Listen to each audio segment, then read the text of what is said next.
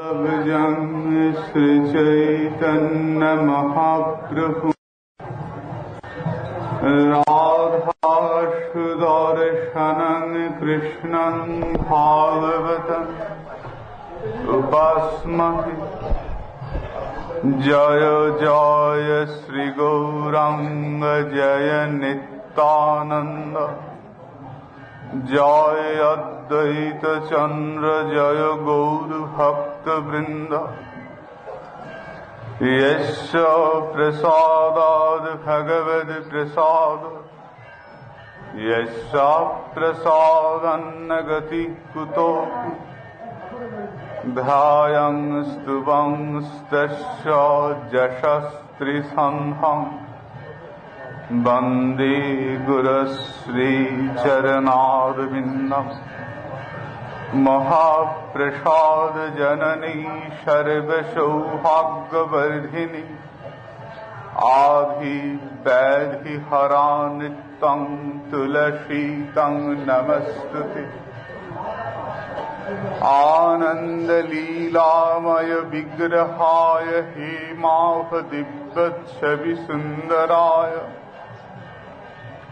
तस्मै महाप्रेम रसप्रदाय चैतन्य चन्द्राय नमो नमस्ते। नवीनांग हेम गौरांगिं प्रवरेन्द्रि वराम्बरम् वृषभानुसुतं वन्दे कृष्णकान्ता शिरोमणि। बर्हापीडाभिरामं मृगमदतिलकं कुण्डलाक्रान्तगण्डं कञ्जाक्षं कुम्भकण्ठं स्मितसुभगमुखं साधरनस्तुवेन श्यामं शान्तं त्रिभङ्गं रविकरवसनं भूषितं वैजयन्ता वन्दे वृन्दावनस्थं युवति शतवृतं ब्रह्मो गोपालवेशम्। हे कृष्ण करुणा सिन्ध दीनबन्ध जगत्पति गोपीश गोपिका कान्त राधा कान्त नमस्तुते। वृन्दावनं गुरुं वन्दे कृष्ण कमललोचनम् राधा सुदर्शनं देवं राधा गोविन्द विग्रहम्। मम मानस तामस नाशकरं जय राधा सुदर्शन देहि पदम्। वंशाकल्पतरुभ्यश्च कृपा सिन्धुभ्य एव च पतितानां पावनेभ्यो वैष्णवेभ्यो नमो नमः। जय रूप सनातन भट्ट रघुनाथ श्रीजीव गोपाल भट्ट दास रघुनाथ। এই ছয় গোসাইর করি চরণ বন্দন যাহা হইতে বিঘ্ন নাশ অভীষ্ট পুরাণ। সব শ্রোতা বৈষ্ণবের করি নমস্কার সবে পদ ধরি দেহ মস্তকে আমার। হরে কৃষ্ণ কৃষ্ণ কৃষ্ণ হরে হরে হরে রাম রাম রাম হরে হরে। নিতাই গৌর সীতানাথ প্রেমানন্দে হরি হরি।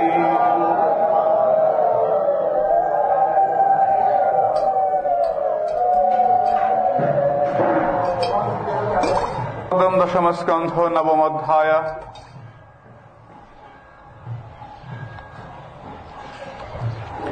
न चंतर्न बहिर्यस्य न पूर्वं नापि चापरं पूर्वापरं बहिश्चान्तर्जगतो जगच्च मत्तात्मजं वक्त्वं मर्तलिङ्गमधक्षयं गोपीकोलुखलिदं नाब्बबन्ध प्रकृतं यथा। ভগবান শ্রীকৃষ্ণচন্দ্র মায়ের হাতে লাঠি দেখে উদুখল থেকে লাফ দিয়ে সিংহ দরজার দিকে ছুটে যাচ্ছেন। মা পেছন পেছন যাচ্ছেন। দাঁড়া বলছি বাঁদরের বন্ধু মন্থনী স্ফোটক চৌরা দাঁড়া বলছি।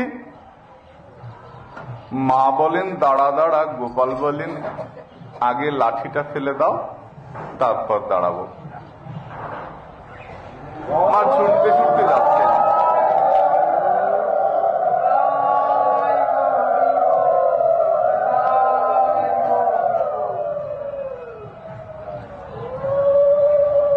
মা ছুটতে ছুটতে যাচ্ছেন গোপালের পেছনে,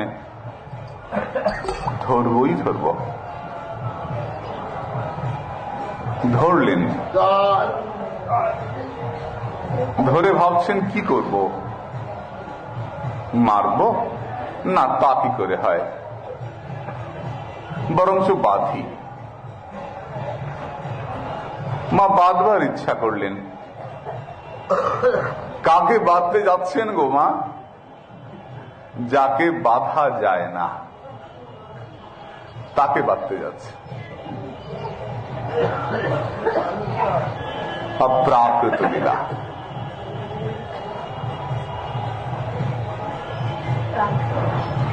ন চান্তর্য মহি ন বহির্যস্য ন পূর্বং নাপি চাপরম। যার ভেতর নাই, যার বাইর নাই, যার পূর্ব নাই, যার পর নাই, যিনি অসীম কিন্তু তিনি সসীম। ভগবানের একটা পরিচয়, ভগবান বিরুদ্ধ ধর্মাশ্রয়।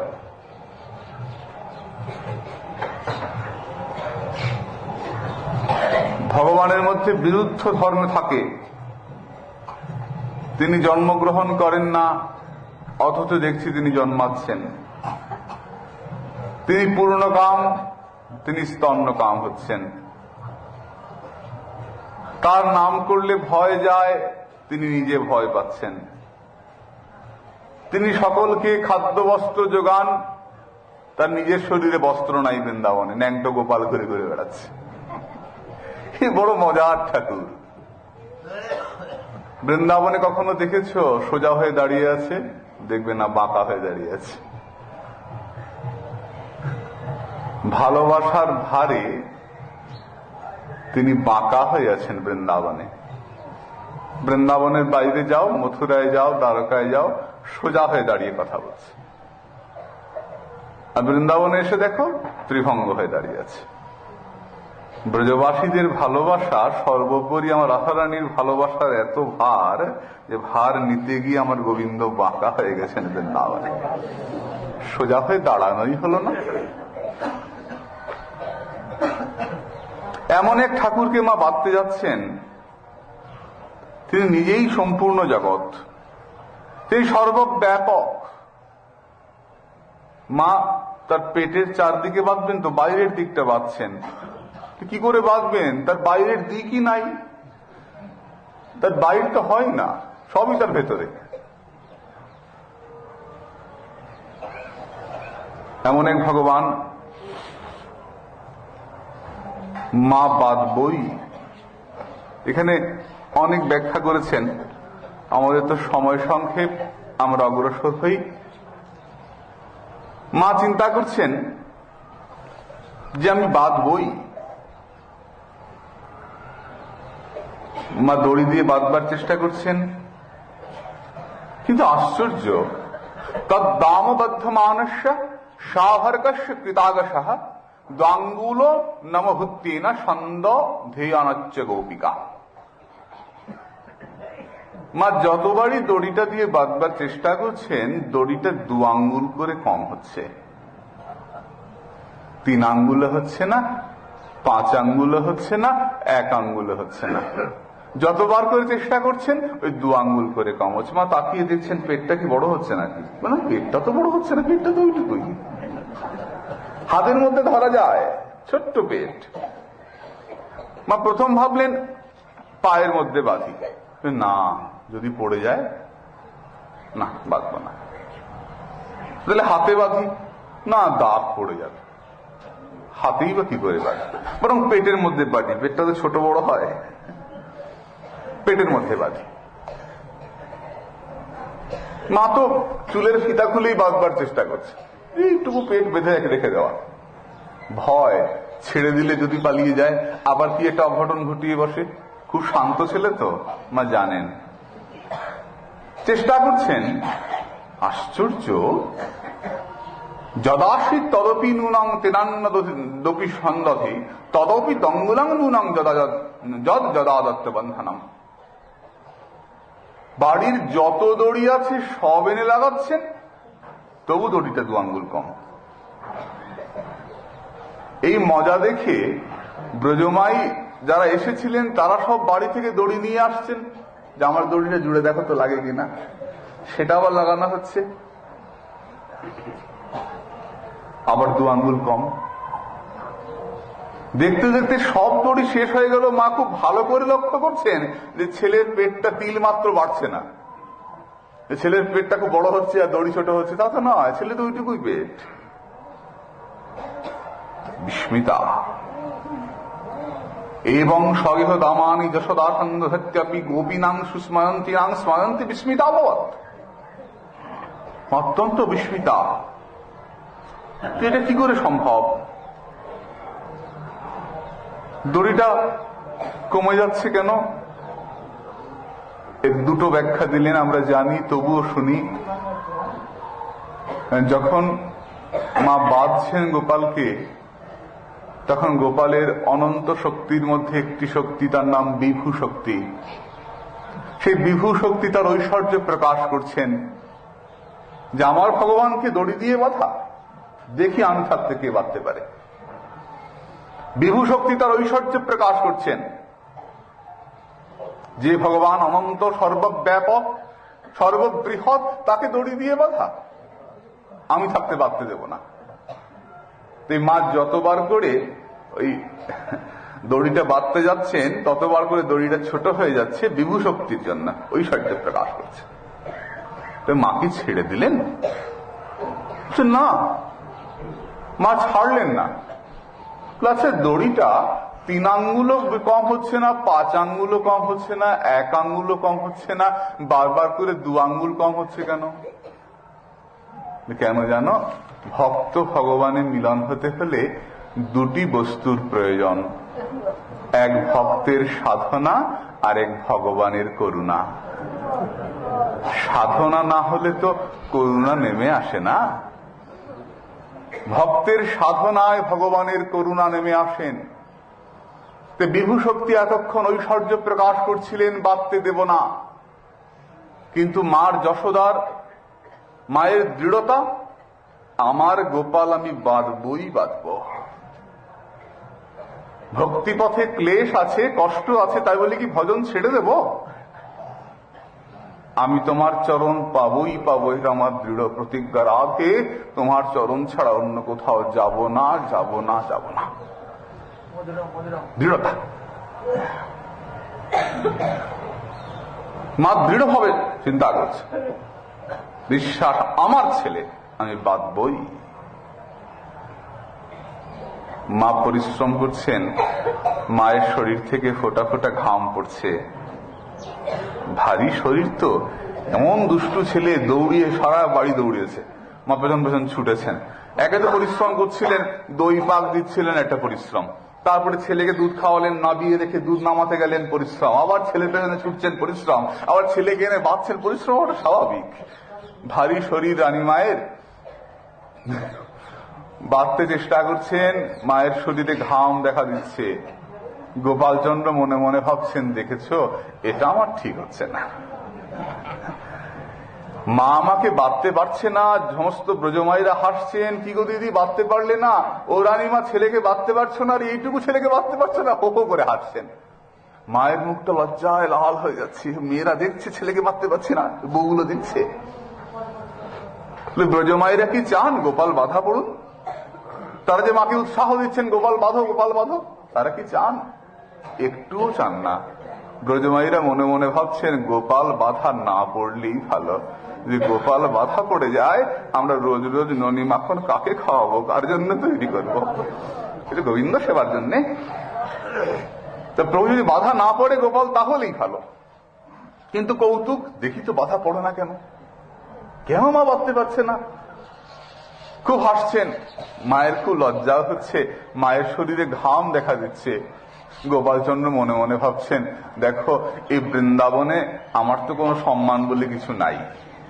বৃন্দাবনে তো আমাকে চোর কানাই ছাড়া কেউ কিছু বলে না।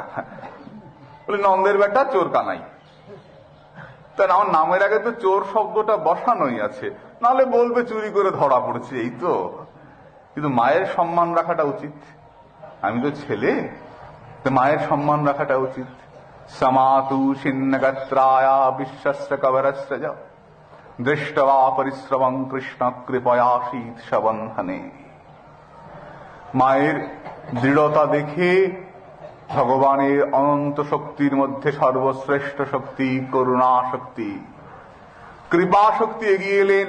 বিভু শক্তি, তুমি নিজেকে গুটিয়ে নাও, এবার আমার করুণা করার সময় হয়েছে। মা যে না বেঁধে ছাড়বে না, মা যে ভগবানকে না পেয়ে ছাড়বে না, কি করি বলো?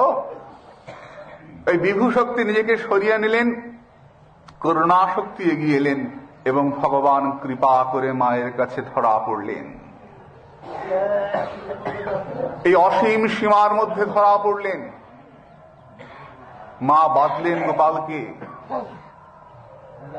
হে রাজন, হে মহারাজ পরীক্ষিত, এবং সন্দর্শিতা ইয়ঙ্গ হরিণা ভৃত্যবশ্যতা সবশে নাপি কৃষ্ণেন যস্যেদং শিষ্যরং বসে। হে রাজন, হে পরীক্ষিত, সমস্ত বিশ্ব যার অধীন, সমস্ত দেবতাগণ, মহেশ্বর ব্রহ্মাদি যার অধীন, সেই জগৎপতি গোবিন্দ, সেই জগদীশ্বর ভগবান কৃষ্ণ আজ তিনি ভক্ত বশ্যতা দেখাচ্ছেন। তিনি দুর্বাসার কাছে বলেছেন, অহং ভক্ত পরাধীনা পরাধীন জন হেন হে দ্বিজ বর ভকত অধীন মোরে জানো নিরন্তর সাধুরা হৃদয় মম করে অধিকার ভকত আমার প্রিয় আমি প্রিয় তার। তিনি যে ভক্তবশ, সেই ভক্তবশ্যতা তিনি প্রভু দেখাচ্ছেন। আজকে সেই জগদীশ্বর পরব্রহ্ম, যাকে ধ্যানে পাওয়া যায় না, যাকে কোনো কিছু দিয়ে বাধা যায় না, সেই পরব্রহ্ম আজ বৃন্দাবনে মায়ের হাতে মাথা পড়লেন। দেখো দেখো পরীক্ষিত, প্রভুর কৃপা দেখো, প্রভুর ভক্তবশ্যতা দেখো। নেমং বিরিঞ্চনা ভবন শ্রীরপ্পং সংশয়া প্রসাদং লেভিরে গোপী যৎপ্রাপ বিমুক্তিদাত। আজ মা যে কৃপা পেলেন, মা যশোদা যে অনির্বচনীয় প্রসাদ পেলেন, তা ব্রহ্মা পান নাই, তা মহাদেব পান নাই, এমনকি ভগবানের বক্ষ বিলাসিনী লক্ষ্মী ঠাকুরানীও পান নাই। লক্ষ্মী দেবী পর্যন্ত সেই কৃপা পান নাই। কারণ লক্ষ্মী দেবী কি প্রভুকে ভালোবাসেন না? ভালোবাসেন। লক্ষ্মী দেবী মনে করেন আমি গোবিন্দের, মা যশোদা মনে করেন আমি গোবিন্দের নই, গোবিন্দ আমার। এখানে ভালোবাসার জোরটা বড্ড বেশি, বড্ড গাঢ়। লক্ষ্মী মনে করেন আমি গোবিন্দের, তিনি যেমন আদেশ করবেন সেই রকম আমি চলব, তার আমি সেবিকা। ব্রজময় একবারও ভাবেন না তার আদেশ আমি করেন, আমি যা বলবো তাই শুনবে, আমার গোবিন্দ, আমার ভালোবাসার পান আমার অন্তরিধি। গোপাল একটু বড় হয়ে যখন গোচারণে যান, মায়ের ইচ্ছে নয় গোপাল গোচারণে যান। নয়নমণি গোপাল, যে গোপাল জন্মের পরে মা দুধ খাওয়াতে চাইতেন না, মা ভাবতেন যে আমি যে শক্ত হাত দিয়ে ধরবো গোপালকে, কোলে করে দুধ খাওয়াবো। গোপাল তো জন্মেছেন, মা ভাব চিন্তায় পড়ে গেছেন কি করে দুধ খাওয়াবো। দই পাক দিতে দিতে আমার হাতে তো কর পড়ে গেছে, এই শক্ত হাতে এমন সুন্দর পুতুলটাকে ধরবো, ননির পুতুলকে, না জানি আমার গোপালের কত ব্যথা লাগবে। মা কোলে তুল নিচে ভয় পাচ্ছেন গোপালকে, মা উপুড় হয়ে গোপালকে দুধ খাওয়াচ্ছেন। যে উপুড় হয়েছেন গোপালকে দুধ খাওয়াবেন, অমনি দেখছেন গোপালের মধ্যে এক ডাকিনীর ছায়া। মা দূর দূর করে উঠলেন, দূর দূর দূর সরে যা সরে যা। সরে এসছেন দেখে না ডাকিনী নাই তো, আবার উপুড় হচ্ছেন দুধ খাওয়াবেন, আবার ডাকিনীর ছায়া। দূর দূর সরে যা সরে যা চিৎকার করে উঠছেন, কেউ ডাকিনী নাই তো। তারপরে ভালো করে লক্ষ্য করছেন, আরে ডাকিনী নাই তো, মা যে উপুড় হচ্ছেন মায়ের নিজের ছায়াটা পড়ছে গোপালের শরীরে।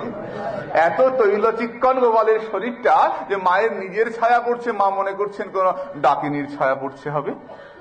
দূরে যা দূরে যা। কি স্নেহ, গোপাল গোচারণে যাচ্ছেন, মা বারবার করে বলছেন, বড় গরু ধরিস না গোপাল, ছোট ছোট বাছুরগুলো নিয়ে থাকিস, কাছে থেকে বাঁশি বাজাস বাবা, আমি যেন ঘরে বসে শুনতে পাই। নিকটে রাখিও ধেনু, পুরিহ মহন বেনু, ঘরে বসে আমি যেন শুনি, পরাণের পরাণ নীলমণি। বাংলায় কীর্তন আছেন যে গান গান মেয়েরা, বাংলাতে শুনেছি যে নন্দরানী গোপাল গোচারণ থেকে ফিরে আসছেন, ঘুমে ঢুলে পড়ে যাচ্ছেন, মা ভালো করে খাওয়াতে পারছেন না গোপালকে, এত ঘুম, কি ক্লান্তি গোপালের। মা নন্দরাজকে বলছে, নন্দরাজ মহারাজ তোমাকে তো বলেছিলাম এই গরু আর রেখো না, সব গরু বিক্রি করে দাও, সব গরু ছেড়ে দাও, গোপালকে গোচারণে পাঠাবো না।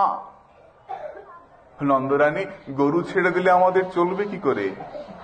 আমি গোপালকে ঘরে কোলে করে বৃন্দাবনের ঘরে ঘরে ভিক্ষা করে বেড়াবো, ভিক্ষা করে আবার গোপালকে খাওয়াবো, তো গোপালকে গোচারণে যেতে দেব না। সেই মা যশোদা, আগে যে কইছিলাম নন্দ বেচ্চা পেল ধেনু, আমি নগরে মাগিয়া খাবো, কোলে লইয়া কানু। সেই মা যশোদা, তার কাছে গোপাল ধরা পড়বেন না তো কার কাছে ধরা পড়বেন? তাই মায়ের দৃঢ়তা, তিনি গোপালকে বাঁধবেন, তিনি গোপালকে বাঁধলেন। যে কৃপা লক্ষ্মী ঠাকুরানী পর্যন্ত পান নাই, সেই কৃপা পেলেন মা যশোদা। নায়ং সুখাপ ভগবান দেহিনাঙ্গ পিকাশুত, জ্ঞানীনাঞ্চাত্মভূতানাং যথা ভক্তি মথামিহ। দেখো পরীক্ষিত, এই ভগবানকে জ্ঞানীগণ সেই রকম পান না, যোগীগণ সেই রকম পান না। কোন রকম? ব্রজবাসীদের আনুগত্যে যারা গোবিন্দ ভজন করেন, তারা যেভাবে গোবিন্দকে লাভ করেন, সেই রকম এই জগতে আর কেউ লাভ করেন না। ব্রজবধূ বর্গে নয়া কল্পিতা। ব্রজজনের আনুগত্যে হরি ভজন করলে, ভগবানের ভজন না করলে যেরকম কৃপা লাভ হয়, তাই তো উদ্ধবজি বলছেন না যে আমি যেন এটা লতা হয়ে জন্মাতে পারি, একটা তৃণগুল্ম হয়ে জন্মাতে পারি। আমার তো হরি ভজন করা হলো না। বন্দে নন্দ ব্রজ স্ত্রীনাং পাদরীন অভিঘ্নসা, ইয়াসাং হরি কথোদ গীতাং পুনাতি ভুবনত্রয়ম। তোমরা যদি কেউ গোবিন্দের ভজনা করো, আমার তাতে কোনো আপত্তি নাই, তোমরা গোবিন্দ ভজনা করো, কিন্তু যদি আমাকে প্রশ্ন করো আমি কার ভজনা করি, আমি বলবো আমি সর্বপ্রথম সেই ব্রজ সুন্দরীদের ভজনা করি। আমি সর্বপ্রথম বদন উপরে জয় রাধে বলি, যে ব্রজ সুন্দরীদের তো হরিকথায় এই ত্রিভুবন পবিত্র হয়ে যাচ্ছেন, আমি সেই বৃন্দাবনে একটা ঘাস হয়ে জন্মাতে পারি। উদ্ধব, কেন চাইছ? ওই চরণধুলি পাবো বলে। তারা উপর দিয়ে ছুটে যাবেন, আর সেই ব্রজ সুন্দরীদের চরণধুলি আমার মাথায় পড়বে, আমার জীবন ধন্য হয়ে যাবে। যদি তারা তোমার উপরে চরণধুলি না ফেলেন, যদি তোমার থেকে দূর দিয়ে ছুটে যান, তাহলেও আমার জীবন ধন্য হবে। বৃন্দাবনে বাতাসেরও এত করুণা যে ব্রজ সুন্দরীগণ যে চরণধুলি দূরে ফেলে যাবেন, ব্রজের বাতাস সেই চরণধুলি উড়িয়ে এনে আমার মাথায় ফেলে দেবে, আমার জীবন ধন্য হয়ে যাবে। তাও যদি না হয়, আরো দূর দিয়ে ছুটে গেলেন, এত দূর দিয়ে গেলেন তুমি এমন জায়গায় জন্মালে যে পেলেই না, তাহলে কি হবে? তাহলে আমার জীবন ধন্য হবে। কারণ আমি তো একা জন্মাবো না, আমার পাশে যে আরেকটা ঘাস, সেও তো একজন মহাজন, তার পাশে যে ঘাস লতা, সেও তো মহাজন। প্রত্যেকেই তো অভিলাষ চরণধুলি পাবে। যে লক্ষ লক্ষ মহাজনের জন্ম হয়েছে, প্রত্যেকটি ঘাস, প্রত্যেকটি লতা। যত আমাদের চরণধুলি পেতে দেরি হবে, তত আমাদের মনে উৎকণ্ঠা বাড়বে, আর যত উৎকণ্ঠা বাড়বে, তত আমরা হা রাধে শ্রী রাধে বলে একজন আরেকজনের গায়ে ঠলে ঠলে পড়বো। রাধার অনেক চরণধুলি পেলে কি আনন্দ হয় জানি না, রাধা নামে যে আনন্দ হয়, সেই আনন্দের সঙ্গে জগতে কোনো আনন্দের তুলনা হয় না। নাই বা পেলাম চরণধুলি, একবার ব্রজে গিয়ে তো হা রাধে বলে ডাকতে পারবো, একবার তো রাধারানীর নাম করতে পারবো। এই সৌভাগ্য কার হয়? বড় অভিলাষ আমি যেন তাদের চরণধুলি লাভ করতে পারি। ভগবান তো ভক্তবশ, আর ভক্তের মধ্যে এরা শ্রেষ্ঠা। এদের চরণধুলি লাভ করে কেন সরাসরি করলে হয় না? বুঝছেন না, দেহি নাম অনেক বড় টিকার ব্যাখ্যা করেছেন। আমাদের তো দ্রুত অগ্রসর হতে হবে। যারা দেহ অভিমানী তাদের পক্ষে সুখলভ্য হয় না, যারা জ্ঞানী কর্মী তাদের পক্ষে হয় না। এমন যে বক্ষ বিলাসিনী লক্ষ্মী ঠাকুরানী, তার পক্ষেও হয় নাই, কারণ তার আনুগত্য ছিল না। তো এটা জানবার প্রয়োজন। তার জন্যই তো ভগবান উদ্ধবকে পাঠিয়েছিলেন বৃন্দাবনে। উদ্ধবের তো জপ জানা ছিল। দেবগুরু বৃহস্পতির শিষ্য ছিলেন উদ্ধব, অত্যন্ত সুপণ্ডিত, বুদ্ধি করে কথা কইতে জানেন। তাহলে উদ্ধবকে বৃন্দাবনে পাঠাচ্ছেন কৃষ্ণ। উদ্ধব সব তো শিখলে, ব্রজবাসীর ভালোবাসা তো শিখলে না, তাদের স্বভাবজ প্রেম তো শিখলে না। তারা কিভাবে ভালোবাসে তো জানো না। যাও ব্রজবাসীদের কাছে যাও, গিয়ে দেখে এসো তারা আমাকে কিরকম ভালোবাসে। তাই তো উদ্ধবজিকে পাঠালেন বৃন্দাবনে, যাও ওদের কাছে ভালোবাসা শিখে এসো। ভগবান বাধা পড়লেন মায়ের কাছে।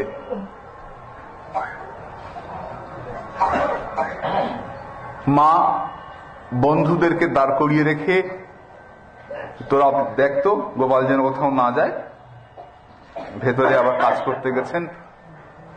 ভগবান তো বাধা পড়েছেন কৃপয়া শিৎসা বন্ধনে, কৃপা করে বন্ধন স্বীকার করেছেন মায়ের কাছে। মা ভেতরে কাজ করতে গেছেন, বন্ধুরা ডাকে, গোপাল দাঁড়িয়ে আছিস কেন, চলে আয়। কি প্রয়োজন দাঁড়িয়ে থাকা? মা কদ্দূর রে, মা কোথায়? বলে অনেক দূরে গেছে। কারণ বন্ধুরা তো সবসময় পাহারা দিয়ে চলেছে। মা অনেক দূরে গেছে, দেখছিস না মায়ের মলের আওয়াজ আর শোনা যাচ্ছে না, চরণের যে মল ঝুমঝুম করে বাজে সে আওয়াজ শোনা যাচ্ছে না। মা অনেক দূর চলে গেছে, শিগগিরই পালিয়ে আয়। প্রভু তাকালেন দরজার দিকে, অগ্রসর হতে আরম্ভ করলেন। নবম অধ্যায় এখানে বিশ্রাম। ভগবান অগ্রসর হচ্ছেন।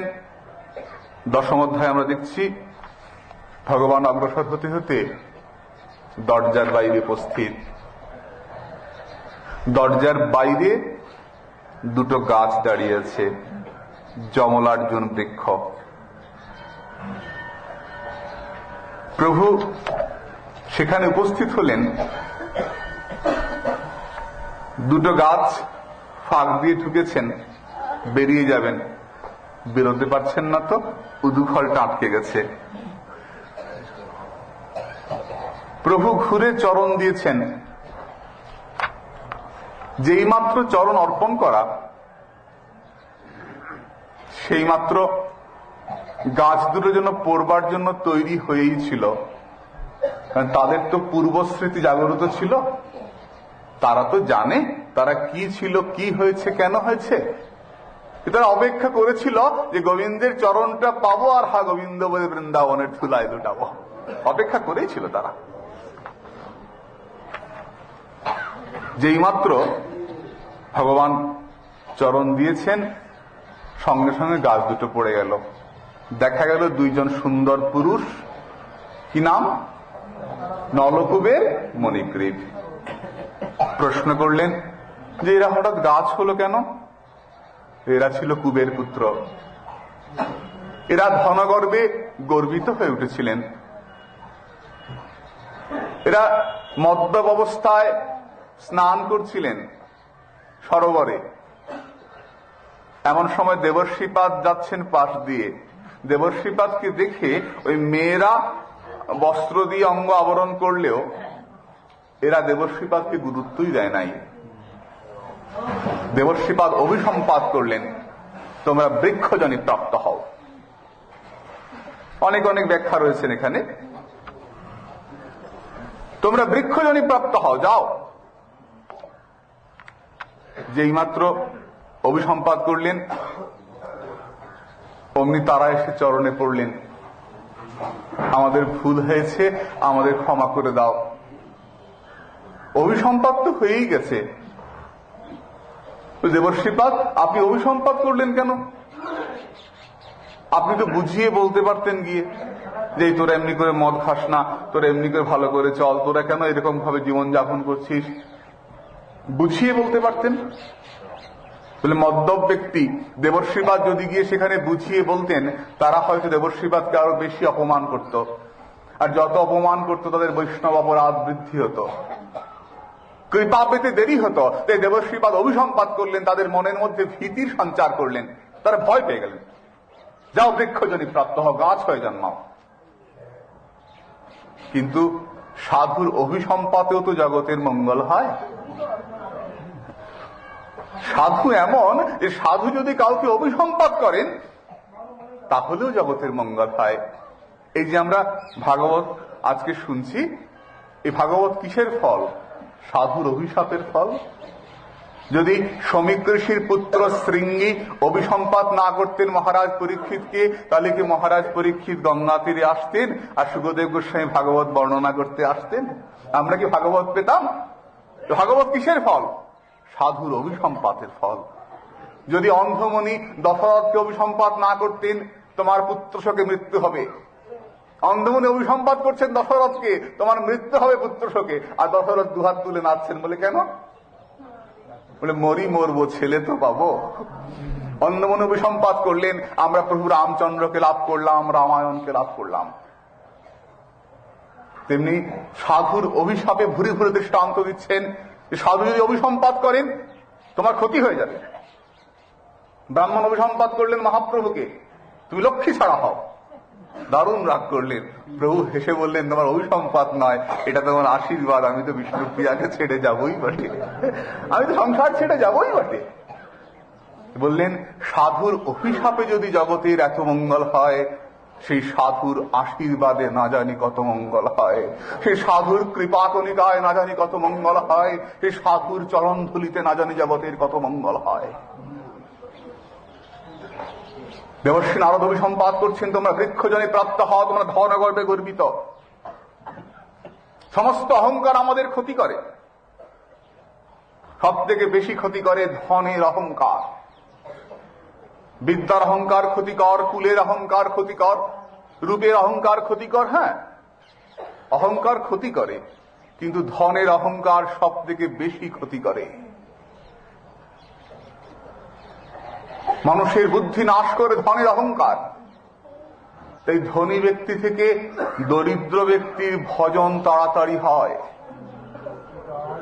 দেবশ্রীপাদ এখানে বলছেন দরিদ্র, আমরা একটা শ্লোক একটু পড়ি। দরিদ্র নিরহং স্তম্ভ মুক্ত সর্বমদৈরিহ কৃচ্ছং যদৃচ্ছয়াপ্নোতি তদ্ধিতস্য পরং তপ নিত্যং ক্ষুৎখামদেয়স্য দরিদ্রস্যান্যকাঙ্ক্ষিনঃ ইন্দ্রিয়ান্যন্য সংসন্তি হিংসাপি বিনিবর্ততে। বলে ধনী ব্যক্তিকে যদি ভজন করতে বলা যায়, ধনী ব্যক্তিকে বলা যায় তুমি ব্রত করো, উপবাস করো। ধনী ব্যক্তি রোজ ভালো মন্দ খায়, চব্যতস্য লেজ্জকে খুব ভালো ভালো খাচ্ছে, তাকে যদি বলা হয় তুমি একদিন না খেয়ে থাকো, তার ছাড়তে বড় কষ্ট হয়। রোজ এত ভালো খাই, একদিন না খেয়ে থাকবো, বড় কষ্ট হয় তার ছাড়তে। আর যে প্রায়ই না খেয়ে থাকে দরিদ্র ব্যক্তি, তাকে বলা যায় তুমি একদিন না খেয়ে থাকো, একাদশী ব্রত করো, উপবাস করো। সে বলে আমি তো এমনি না খেয়ে থাকি, একদিন নাই খেয়ে থাকলাম, কি হলো? যার নাই তার ছাড়তেও কষ্ট নাই, সে ভগবানের জন্য অনায়াসে ছাড়তে পারে। আর যে ভোগের মধ্যে ডুবে আছে তার ছাড়তে বড় কষ্ট হয়। নলকূপের মণিগ্রীব, তোমরা ভোগের মধ্যে ডুবে আছো, আগে তোমাদের ছাড়াতে হবে, তারপর তোমরা হরিপাদপদ্ম পাবে। আগে সেই ধনমত থেকে সরিয়ে এনে তোমাদের বৃক্ষজনী হবে, তারপর তোমরা হরিচরণ পাবে। দরিদ্র ব্যক্তির হরি ভজন আগে হয়। বললেন যে নিত্য অন্নভাব রয়েছে যার মধ্যে, ক্ষুধায় যার জীর্ণ দেহ, সেই দরিদ্রের তো ভোগের ইচ্ছে এমনিতেই চলে যায়। যদি সে কোনোভাবে খাওয়া না পেয়ে না খেয়ে থাকে, আর যদি ওই দিন কোনো ব্রতের দিন থাকে, তাহলেও তার উপবাসের ফল হয়ে যায়। বলে তো খাওয়া পায় নাই তাই খায় নাই, পেলেই তো খেত, পায় নাই তবু উপবাসের দিন তো খায় নাই। যেহেতু উপবাসের দিন খায় নাই, ওটি তার ব্রতের ফল হয়ে গেল। গ্রন্থে বলছেন না যে এক ব্রাহ্মণ তার স্ত্রীর সঙ্গে ঝগড়া করেছেন, ব্রাহ্মণ পুত্র এক 12 বনিতাকে বিয়ে করে তার সঙ্গে সংসার করছেন। একদিন ঝগড়া হয়েছে, অশান্তি হয়েছে, রাগ করে গিয়ে বনের মধ্যে বসে থাকলেন, সারাদিন রাত না খাওয়া। পরের দিন তার স্ত্রী তাকে ধরে নিয়ে এলেন, আদর করে খাওয়ালেন। যেদিন সেই ব্রাহ্মণ কুমার না খেয়ে থাকলেন, তিনি জানতেন না সেই দিনটি ছিলেন নৃসিংহ চতুর্দশী ব্রত। তার নৃসিংহ চতুর্দশীর উপবাস করা হয়ে গেল এবং পরবর্তী জন্মে তিনি প্রহ্লাদ হয়ে জন্মগ্রহণ করে ভগবান নৃসিংহদেবের দর্শন লাভ করে ধন্য হলেন। রাগ করে খান নাই, কৃপা হয়ে গেল। তাই দেবর্ষী নারদ বলছেন, যথা কণ্টক বিদ্ধাঙ্গ যন্তর নেচ্ছরিতাং ব্যথাম জীবসাম্মাঙ্গতোর লিঙ্গের না তথা বিদ্ধ কণ্টক। দেখো, যার শরীরে কাঁটা ফুটেছে সে জানে যে ব্যথাটা কিরকম। যার শরীরে কাঁটা ফোটে নাই সে জানে না ব্যথাটা কিরকম। তা যে ধনী ব্যক্তি, যে ধনের মধ্যে ডুবে আছে, ভোগের মধ্যে ডুবে আছে, সে তো এই ত্যাগের দুঃখ বুঝতে পারবে না। তোমরা ধনীর দুলাল, দেবর্ষী অনেক অনেক কথা বলছেন, তোমরা ধনীর দুলাল, তোমরা গর্বে অহংকারে মত্ত হয়ে আছে, ধনের গর্বে উদ্ধত্ত তোমাদের মধ্যে রয়েছে, তোমাদের চিত্তটা বিক্ষিপ্ত। তাই আমি অভিসম্পাত করছি, তোমরা বৃক্ষজনী প্রাপ্ত হও। তোমাদেরকে দিয়ে আমার কোনো প্রয়োজন নাই। মনে রেখো, দরিদ্র হলে কি হয় জানো? দরিদ্রস্যৈব যুজ্যন্তি সাধব সমদর্শিন সদ্ভিক্ষিণৌতি তৎসৎসং তত আরাধ্যি শুদ্ধতি। ধনী লোক সাধুর চরণে মাথা নোয়াতে তাদের কষ্ট হয়, অহংকার থাকে তো আমি বড় লোক, তাই নত হতে কষ্ট হয়। যে দরিদ্র সে তো জানে আমার কিছু নাই, তাই সে অতি সহজেই সাধুগুরু বৈষ্ণবের চরণে মাথা নোয়াতে পারে এবং সাধুর সঙ্গে অনায়াসেই তার মিল হয়ে যায়, অনায়াসে সে সাধু কৃপা লাভ করে। সাধুর তো ভক্তকে প্রয়োজন, সাধু সেবীকে প্রয়োজন। ধনমদে গর্বিত ব্যক্তিকে সাধুর কি প্রয়োজন? সাধুনাং সমচিত্তানাং মুকুন্দ চরণৈষিনাম উপক্ষয়ী কিং ধনস্তম্ভৈ সদ্ভীর সদাশ্রয়ী। যারা ধনগর্বে গর্বিত, যারা অবৈষ্ণব সেবী, সেই উপেক্ষার যোগ্য ধনী ব্যক্তিদের, যারা সংসারের পেছনে অর্থ ব্যয় করলেন, সাধু সেবায় অর্থ লাগালেন না, পুত্র পরিবারের প্রয়োজনে অনেক অর্থ ব্যয় করলেন, সেই ধনী ব্যক্তিদের কি প্রয়োজন? সাধুদের। সাধু কেন যাবে সেই ধনী ব্যক্তির কাছে? কাজেই আগে তোমাদের অহংকার দূর হবে। তোমরা ধনী, তোমরা বারুণী পানে মত্ত, তোমরা মদ খেয়েছ, তোমরা লম্পট প্রকৃতির, অজিতেন্দ্রিয়। তাই আগে তোমাদের গর্ব দূর হবে, তারপর তোমাদেরকে কৃপা করব। যাও, তোমরা বৃক্ষজনী প্রাপ্ত হও এবং তোমরা কেন বৃক্ষ হয়েছ এই স্মৃতি তোমাদের থাকবে এবং তোমরা বহুদিন 100 বৎসর সেখানে বাস করার পরে তোমরা ভগবানের কৃপা লাভ করবে। দেবর্ষি অভিসম্পাত করলেন, বৃক্ষজনী প্রাপ্ত হও। কোথায় বৃক্ষ হবে? অভিসম্পাত করলেন গাছ হও। কোথায় গাছ হবে? দিল্লিতে, নৈহাটিতে, কলকাতায়? কোথায় গাছ হব? শ্রীধাম বৃন্দাবনের নন্দরাজার বাড়ির সামনে, বেশি দূরে নয়, একবারে রাজবাড়ির সামনে, যাতে সহজেই কৃপা লাভ হয়, সহজেই কৃপা লাভ হয়। ভগবান প্রবেশ করলেন, উদুখল আটকে গেল। যেই চরণ দিলেন, বৃক্ষ দুইজন ভূপাতিত। দেখা গেল তারা বৃক্ষ নয়, সুন্দর দুইজন পুরুষ। নলকুবের মণিগ্রীব। তারা উঠে দাঁড়িয়ে ভগবানকে প্রণাম করছেন। ভগবান তো অবাক যে এরা কারা, এই গাছের ভেতর ছিল এরা কারা। ভগবান অবাক, বাল্য লীলা তো, প্রভু তাকাচ্ছেন যে এরা কারা। তারা উঠে ভগবানকে পরিক্রমা করছেন।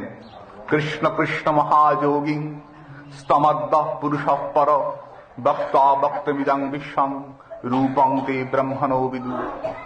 হে কৃষ্ণ, হে অনন্ত, হে ঐশ্বর্যশালী, হে স্বয়ং ভগবান, এই বিশ্ব প্রপঞ্চ আপনার থেকে সৃষ্ট। তমেক সর্বভূতানাং দেহা সত্যেন্দ্রিয়েশ্বর তমেব কাল ভগবান বিষ্ণুরব্যশ্বর তং মহান প্রকৃতি সুকুমারজস্ত সত্যতমোময়ী তমেব পুরুষো অধ্যক্ষ সর্বক্ষেত্র বিকারবি। হে ভগবান, তুমি আছো বলেই জগৎ আছে, তুমি সর্বভূতের প্রাণ। হে ভগবান, তুমি সকলের নিয়ন্তা, তুমি কাল, তুমি বিষ্ণু, তুমি অব্যয়, তুমি ঈশ্বর, তুমি মহত্তত্ত্ব, তুমি কারণরূপা প্রকৃতি, তুমি অন্তর্যামী, তুমি সর্বদেহস্থ মন, তুমি সর্বকিছু। হে ভগবান, তোমাকে আমরা বারবার প্রণাম করি। নমো পরম কল্যাণ, নমো পরম মঙ্গল, বাসুদেবায় শান্তায় যদুনাং পতয়ে নমঃ। হে পরম কল্যাণকারী ভগবান কৃষ্ণ, তোমার নাম যে গ্রহণ করে, তোমার নাম যা জিহ্বাগ্রে থাকে, সে চণ্ডাল হইল ব্রাহ্মণ শ্রেষ্ঠ। ভাগবতে বলেছেন, হে বাসুদেব তোমাকে প্রণাম, হে পরম মঙ্গল স্বরূপ তোমাকে প্রণাম। এ জগতে মানুষ সুখের সন্ধান করে বেড়ায়, কিন্তু যে তোমাকে লাভ করে, তোমাকে পাওয়ার মতো তার যা সুখ হয়, সেই সুখের তুলনা জগতে হয় না। তোমাকে পেলে পরে যে শান্তি হয়, তার তুলনা জগতে হয় না। হে ভগবান, তোমার কত করুণা, আমরা তোমার ভজন করি নাই, আমরা তোমাকে ভালোবাসি নাই, আমরা তোমার দিকে ফিরেও তাকাই নাই।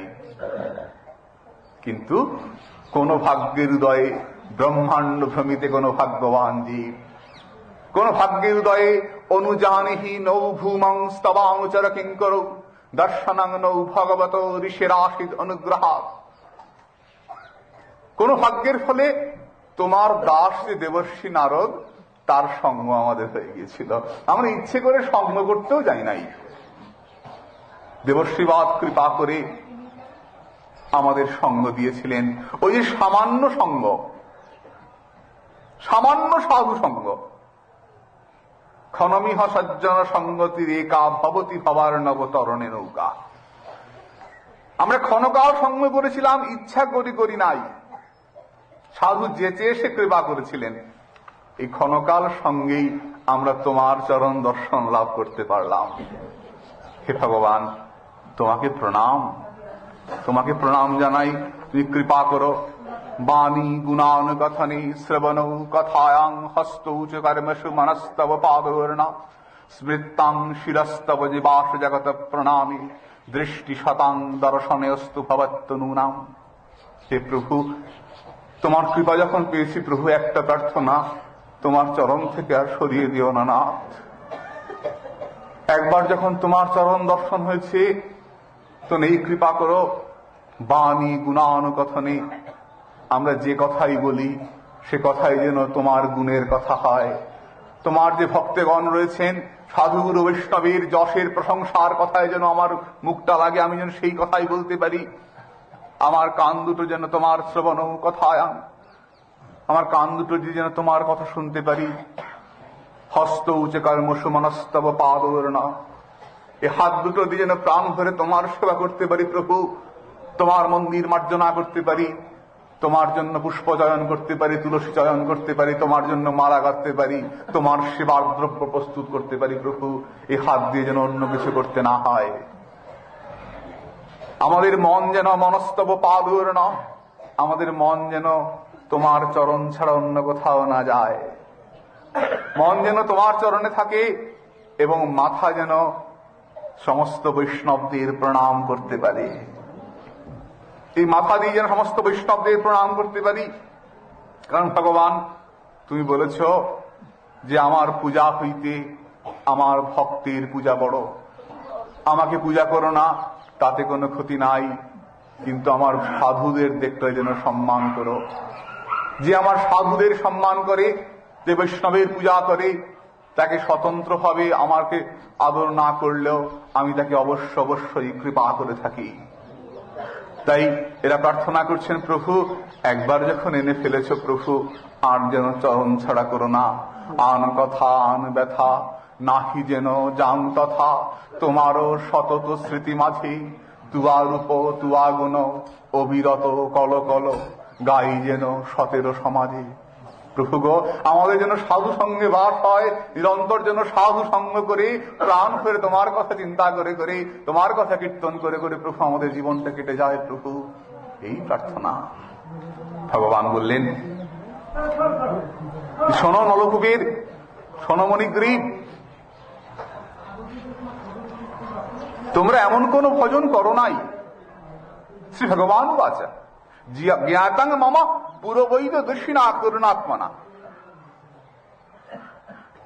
আমি জানি তোমরা এমন কোন ভজন করো নাই যার ফলে তোমরা আমার কৃপা লাভ করতে পারো। যুগ যুগ ধরে তপস্যা করে আমাকে পাচ্ছে না, আর তোমরা অনায়াসে আমাকে লাভ করলে কেন? কারণ আমি জানি পূর্বে তোমরা দেবর্ষি নারদের কৃপা লাভ করেছ। দেবর্ষি নারদ ওই অভিশাপের ছলে তোমাদেরকে অনুগ্রহ করেছেন, কৃপা করেছেন, ওই যে সাধু কৃপা লাভ করেছ। আমি সকলের কাছে নিজেকে সরিয়ে রাখতে পারলেও সাধু আমাকে অবশ্যই ধরে ফেলেন। আমি সাধুর কাছে ধরা পড়ে যাই। সাধুনাং সমচিত্তানাং সুতরাং মৎকৃতাত্মনাং দর্শনাম ন ভবেদ বান্ধ পুংসংখ সবিতুর যথা। যেমন আকাশে সূর্য উঠলে অন্ধ দেখতে পায় না, কিন্তু যার চোখ আছে সে অবশ্যই যেমন সূর্য দেখতে পায়। সূর্য যেমন নিজেকে লুকাতে পারেন না, তেমনি সাধুদের কাছে আমি লুকাতে পারি না, সাধুদের কাছে আমি ধরা পড়ে যাই। যাও তোমরা নিজের গৃহে গমন করো, তোমরা নারদের কৃপা পেয়েছো তাই আমার কৃপা পেলে। যাও নলকুবের, যাও মণিগ্রীব। তদগচ্ছতং মৎপরমৌ নলকুবর সাধনম সঞ্জাতময়ী ভাব বামিপ্সিত পরমৌ ভব। তোমরা ঘরে ফিরে যাও, আমাদের প্রতি তোমাদের মত পরমৌ মদেকান্তিনৌ শান্তৌ যথা সংজাত ইতি। তোমরা আমার কাছে ভক্তি চাইছো, তোমাদের ভক্তি হয়েই গেছে। তোমরা প্রেম চাইছো, তোমাদের প্রেম হয়েই গেছে। কারণ যে সাধু সঙ্গ করে তার ভক্তি পেতে কোনো বাধা হয় না, অনায়াসে তার ভক্তি লাভ হয়। দেবর্ষি নারদের সঙ্গ করা মাত্র তোমাদের ভক্তির ফল হলেই গেছে। যাও তোমরা ঘরে যাও। তোমরা ঘরে গিয়ে তোমাদের মধ্যে যে ভক্তির লক্ষণ প্রকাশ পেয়েছে, কি করে প্রকাশ পেল? এই যে তোমরা আমাকে প্রণাম করে বললে, ভগবান তোমার কথা যেন বলতে পারি, তোমার কথা যেন শুনতে পারি, তোমায় যেন দেখতে পারি, তোমার সেবা যেন করতে পারি, মাথা দিয়ে যেন তোমাকে প্রণাম করতে পারি। এ কথা ভক্ত ছাড়া আর কেউ বলতে পারে না। তোমাদের ভক্তি প্রকাশ পেয়েছে, যাও মত পরম, আমি তোমাদের পরমেশ্বর, আমি তোমাদের একমাত্র ভগবান, আমাকে মন রাখো, তোমরা ফিরে যাও। শ্রীশুকোবাচা ইত্যক্তৌত পরিক্রম্য প্রণম্য চ পুনঃ পুনঃ বন্ধুলুকলম মা মন্ত্র জগত্তু দৃশ্যমুত্তরম। ভগবান কৃপা করলেন এবং এই কৃপা পেয়ে নলকূপের মণিগ্রীব ভগবানের চরণে প্রণাম করে ভগবানকে পরিক্রমা করে তাদের উদ্ধার হয়ে গেল। ভগবান আমাদেরকে দেখালেন যে তিনি নিজে বন্ধন স্বীকার করে এই জীবের বন্ধন মোচন করছেন। তাই এই দামোদর মাস আমাদের কাছে এত পবিত্র, এত আদরের যে আমরা সকলে এসেছি মদন মোহনের চরণ তলে। আমাদেরও প্রার্থনা, মদন মোহন তোমার চরণে যখন একবার এনে ফেলেছ, তোমার চরণ ছাড়া করো না প্রভু। আমরা যেন বাড়িতে থাকলেও, যার যার ঘরে থাকলেও আমাদের মন যেন ওই মদন মোহনের চরণে থাকে, আমরা যেন মনে মনে রাধা কুণ্ডে বাস করি, এই আমাদের প্রার্থনা। এই বাড়ি ফিরে যাব, এই 1 মাস যা কিছু কৃপা পেলাম সেই কৃপাকে সম্বল করে বাড়ি ফিরে যাব। অপেক্ষা করে থাকবো আবার কবে নিয়ম সেবা আসবে, আবার কবে ওই সামান্য সামান্য পয়সা। সবাই তো অনেক টাকার মালিক নয়, আমি জানি। অনেকেই খুব কষ্ট করে আসেন, সামান্য সামান্য পয়সা ছাড়া বছর ধরে জোগাড় করব, কেন? আবার যেন মদন মোহনের চরণে গিয়ে পড়তে পারি, আবার যেন রাধাকুণ্ডে আসতে পারি। প্রভু, এই কৃপা করো। আমরা যেখানেই থাকি আমাদের মন যেন রাধাকুণ্ড ছাড়া না থাকে। সারা বছর যেন মনে মনে রাধাকুণ্ডে বাস করি, আবার যেন সবাই মিলিত হই রাধাকুণ্ডে, আবার যেন আমরা রাধারানীর কৃপা লাভ করে ধন্য হই। এই আমাদের প্রার্থনা। আর তো কিছু বলবার থাকতে পারে না। আমাদের গ্রন্থের এখানেই বিশ্রাম, এবারের মতো কথার এখানেই বিশ্রাম।